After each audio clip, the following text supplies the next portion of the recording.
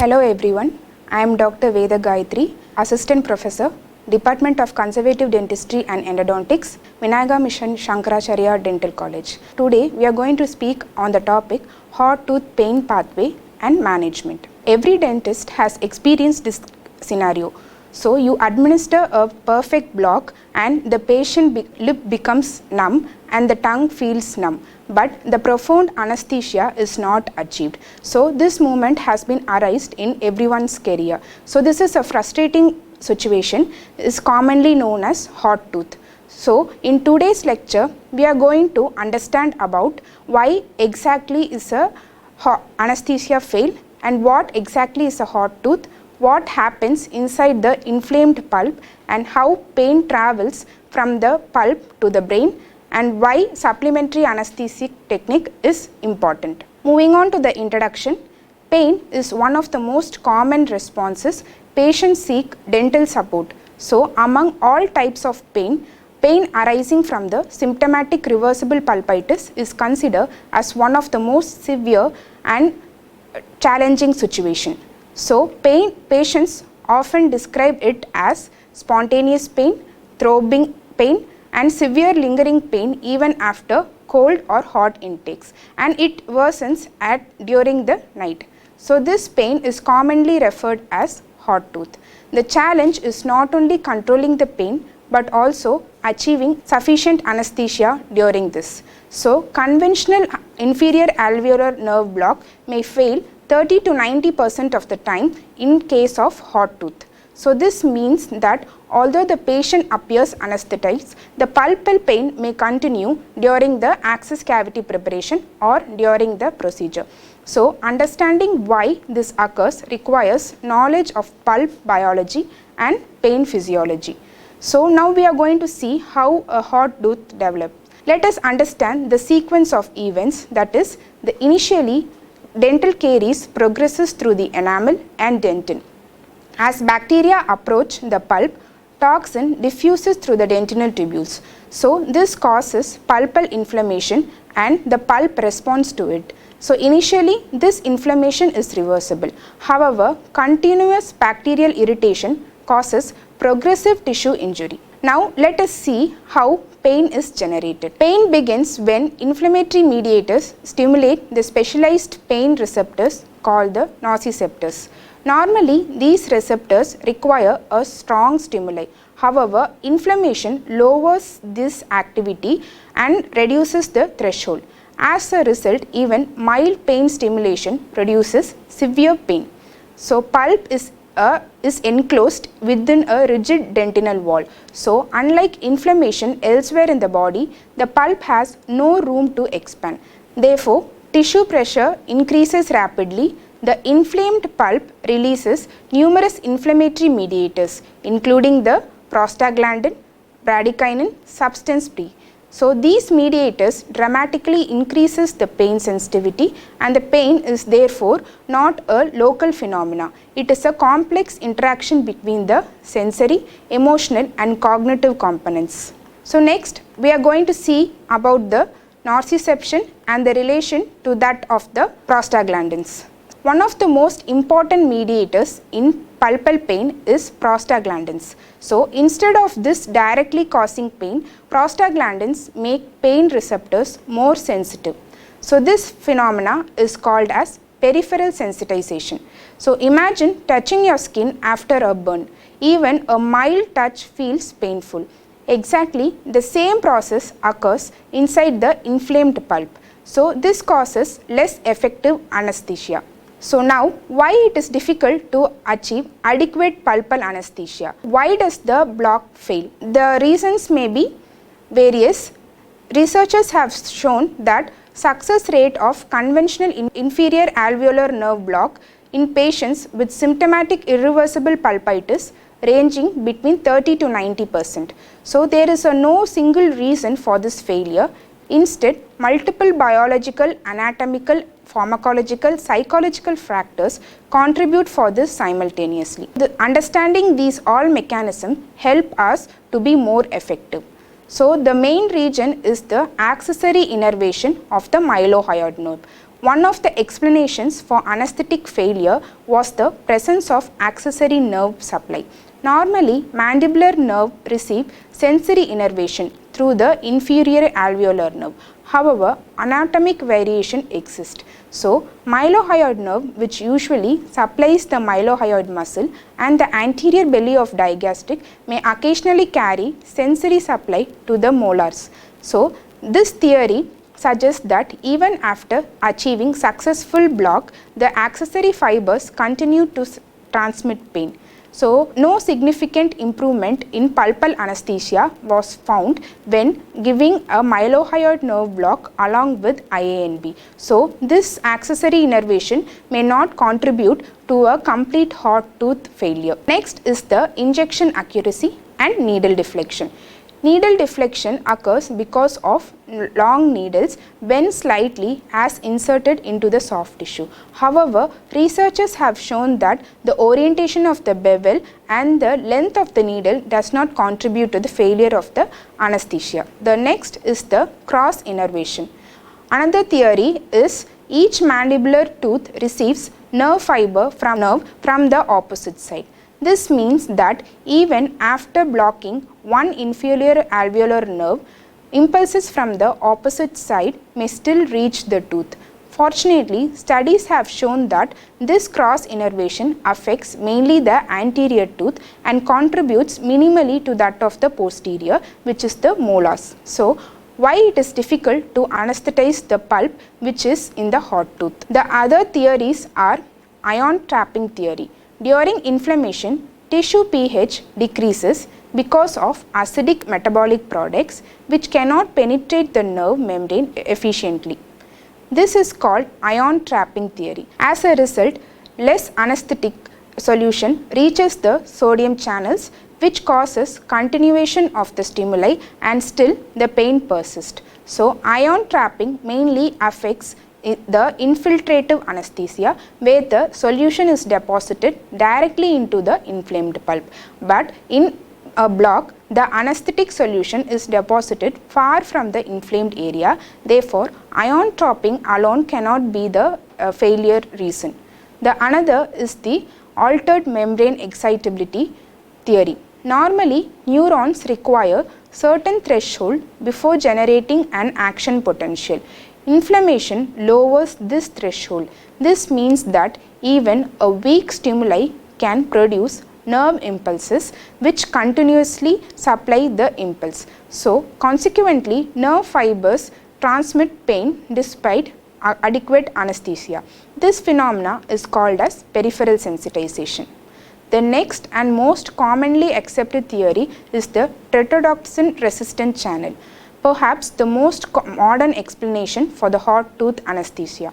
Normally, local anesthetic solutions such as lidocaine block voltage created sodium channel. However, inflamed pulp expresses these channel causes increase in the TTRX resistant sodium channel. So, these channels are significantly less sensitive to lidocaine and suggested that they are approximately 4 to 5 times more resistant to normal sodium channels. In case of maxillary tooth, the cancellous bone has high penetration of an anesthetic agent and has high successive nerve blocks, whereas in mandibular tooth, the cortical plate is thick and the diffusibility of the anesthetic solution is difficult to achieve in these cases. The next is the central core theory.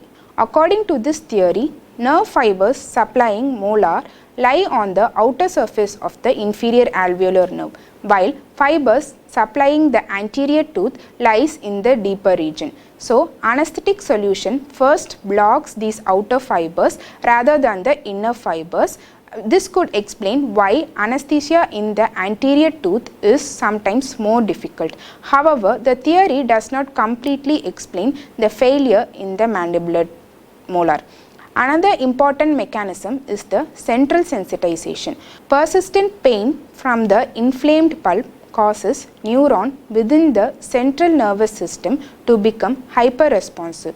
As a result, incoming signals are amplified. Even a minor peripheral stimulation is perceived as a severe pain. Patients may continue experiencing pain despite adequate peripheral anesthesia. For example, patient who has severe pain for several days often develop central sensitization, and they may dramatically react even for a gentle pressure during treatment. The another and the most important factor is the psychological factor. Finally, we must never ignore the psychological component of pain. Pain perception is influenced by anxiety, fear, previous dental experiences, stress, lack of sleep. An anxious patient develops a lower pain threshold. Even for normal sensitization, an anxious patient may develop a lower pain threshold. Even normal sensation may be interpreted as pain. Therefore, effective management includes short morning appointments, clear communication, calm reassurance, vocal sedation and relaxing technique, and administration of the supplementary injection techniques promptly require this management. Now, after seeing all this, how to identify a hot tooth? Instead of requiring the hot tooth being diagnosed requires patient history, clinical examination, pulp vitality, radiographic findings and assessment of the anesthetic effectiveness. After administering an block, we must determine whether the profound pulpal anesthesia has been achieved. So, this is done by using subjective and objective test. Coming to the subjective test is that asking the patient about the numbness of the lower lip, tongue and touching the gums with instrument, and is there any tingling sensation. If the patient reports numbness, it indicates that soft tissue supplying the molar region is anesthetized. The next is the objective assessment. To improve the accuracy, we must perform the electric pulp testing or the cold tester. So, in this, the electric pulp tester stimulates the sensory nerve fibers within the pulp. If the patient do not respond, pulpal anesthesia is likely to be achieved. In case of cold test, a refrigerant spray or endo ice is being applied on the tooth. Absence of pain generally indicates successful anesthesia. So, how to identify a hot tooth in clinical aspect is the tooth may have a deep restoration or caries, coronal fracture lines may be visible and increased in tooth mobility, and thickening of the periodontal ligament space is often seen. Next is the strategies to improve the hot tooth. The first is the supplementary injection techniques and change in anesthetic solution or providing a oral pre-medication in these cases. The supplementary anesthetic techniques are intraligamentary, intraosseous, intrapulpal and mandibular buccal infiltration with articaine. The next is the intraligamentary injection. It is also called as periodontal ligament injection. Instead of anesthetizing the nerve at a distance, the anesthetic solution is directly deposited into the periodontal ligament space. From there, it diffuses through the porous alveolar bone into the cancellous space surrounding the tooth. This provides rapid pulpal anesthesia. Studies have shown that a success rate of 50 to 96% in these cases. So, the technique involves a 27 gauge needle is inserted into the sulcus between the root surface and the alveolar bone. The needle is advanced until resistance is felt and approximately 0.2 to 0.4 ml of anesthetic solution is deposited in all the axial corners of the tooth. So, the successful injection is often indicated by tissue blanching, high back pressure and mild resistance during injection. If there is no resistance during injection, it is meant that the anesthetic solution is being deposited or leaked through the gingival sulcus and not being deposited at the site of interest. Alternate drugs were also injected in this technique like NSAIDs, diclofenac, ketorolac, which causes beneficial effects like high concentration, faster onset and reduces the GIT side effects and increased bioavailability. NSAIDs as intraligamentary injection causes the local delivery of intraligamentary will reduce the side effects and can be preferred as a oral pre-medication. So, the combining IANB with that of intraligamentary injection causes increased success rate in case of hot tooth. So, the next technique is intraosseous injection. When both the IANB and PDL injection fail, the next option is intraosseous. In this technique, the anesthetic solution is deposited directly into the bone. Because the drug bypassing the dense cortical plate, the onset is rapid. So, several systems has been developed including the Sabident, X-tip, intraflow and comfort control syringe. These systems create a small perforation through the cortical plate before delivering the solution. This technique is highly effective in mandibular molars with symptomatic irreversible pulpitis. So, the advantages is immediate onset, high success rate, excellent pulpal anesthesia, and it is useful in case of failure of conventional LA systems. So, the disadvantage is requiring specialized instruments and it is highly invasive and it is costlier than the conventional procedure. So, in this we are going to see about the Sabident, which is a 27 gauge beveled wire which is used in a slow speed handpiece which perforates the cortical plate and the anesthetic solution is deposited. The insertion point should be 2 mm from the attached gingiva below the facial gingival margin and the midway between the tooth to be treated. The next is the comfort control syringe. This is an electronic system for delivering local anesthesia. It consists of different injection rates that are programmed into the system. In mandibular molars with reversible pulpitis and irreversible pulpitis, supplementary intraosseous injection has adequate pain relief. Next is the intraseptal injection. The another technique. Here anesthesia is deposited into the interdental septum. The needle is inserted through the center of the interdental papilla until bone is contacted and a 0.2 to 0.4 ml is injected under pressure. Signs of successful injection include tissue blanching and strong resistance during injection. Although it produces local anesthesia, the duration of anesthetic activity is relatively short. The next and the most important technique is the intrapulpal injection. If every other technique fails, we reach for the intrapulpal injection. The anesthetic effect is produced primarily because of mechanical pressure rather than pharmacological action.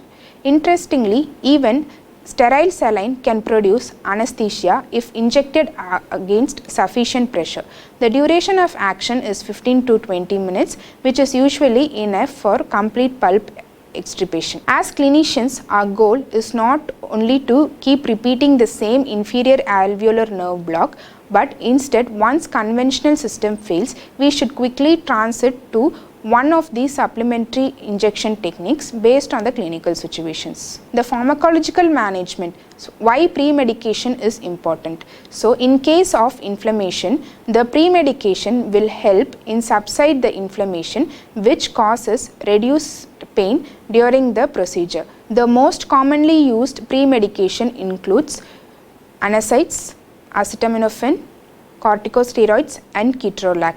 So, this causes increase in pain threshold and peripheral sensitization reduces and it causes effective local anesthetic administration. So, now moving on to the various anesthetic solutions, 4% articaine is the anesthetic solution we are going to see. Unlike lidocaine, the articaine contains thiophene ring instead of a benzene ring. This makes it more lipid soluble, better penetration to the soft tissue and it is able to penetrate the bone better. So, therefore, after a failed inferior alveolar nerve block, a supplementary infiltration of 4% articaine often produces excellent pulpal anesthesia in mandibular molars. So, the clinical recommendation is inferior alveolar nerve block with lidocaine followed by 4% infiltration of articaine. The next is mannitol. Mannitol is a hyperosmolar solution. It proposed mechanism to temporarily open the perineural space, allowing the anesthetic solution to reach the nerve fibers. Combining of 0.5% of mannitol with lidocaine and epinephrine is more effective than inferior alveolar nerve block and shows high success rate. So, coming to the practical clinical protocol, the step 1 is confirm the diagnosis of symptomatic irreversible pulpitis, and step 2 is administered a standard inferior alveolar nerve block, and step 3 is wait adequately and confirm the anesthetic effect by using lip numbness, cold test and electrical pulp tester. Step 4 is if anesthesia is inadequate, administer 4% articaine buccal infiltration. Step 5, if patient persists, choose one of the supplementary techniques, that is the intraligamentary, intraosseous, intrapulpal, etc.